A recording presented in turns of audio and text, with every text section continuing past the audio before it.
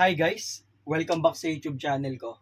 So for today, meron tayong math problem coming from the April 2024 Electrical Engineering Boards, Engineering Mathematics, and specifically from Calculus. Pero before that, shoutout muna natin yung mga Lodi Cakes natin, sila Engineer Annalyn Cueto, si Kuya Jen Valdebarona, si Ate Ming, na receptionist sa SIVA, and also shoutout din sa mga Lodi Cakes natin, si KP Car at si Ron Joseph Fernando. And thank you so much mga Lodi Cakes sa patuloy na support sa channel natin. So, I hope marami pa kayo matutunan sa mga YouTube tutorials Sir IJ. So, find the maximum area of a rectangle which can be inscribed in an ellipse having the equation x squared plus 4y squared is equal to 4. So, tatandaan natin guys, kapag board exam, that is time pressured. So, as much as possible, if alam natin yung pinakamabilis na technique paano makuha yung or paano ma-solve ang isang problem, we go after it.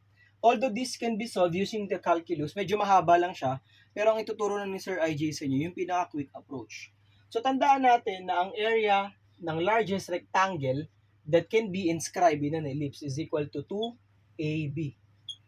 Tandaan natin na largest rectangle that can be inscribed in an ellipse, that is area equals to AB, where A is the length of the semi-major and B is the length of the semi-minor axis of the ellipse. So how do we get, Sir IJ, the values of A and B?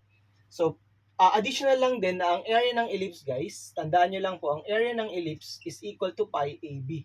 Eh, di ba ang pi, guys, that is 3.14 approximately. So, kung iisipin nyo, 2AB, reasonable siya kasi less than siya ng 3.14.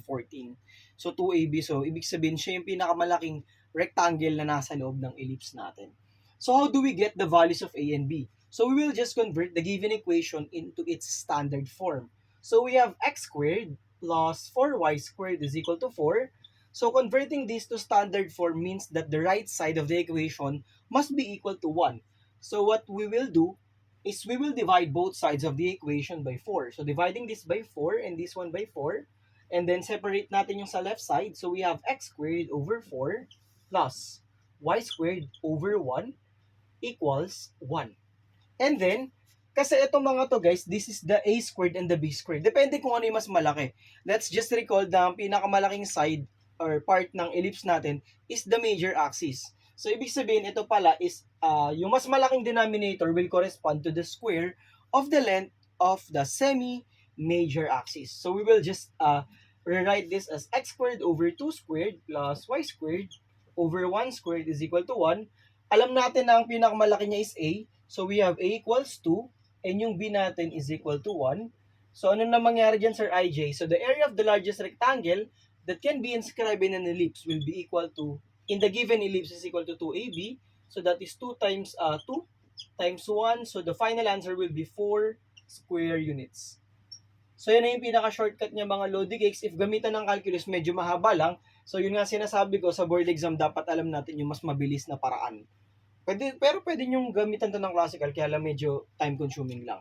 So, the answer for the given board problem is letter A.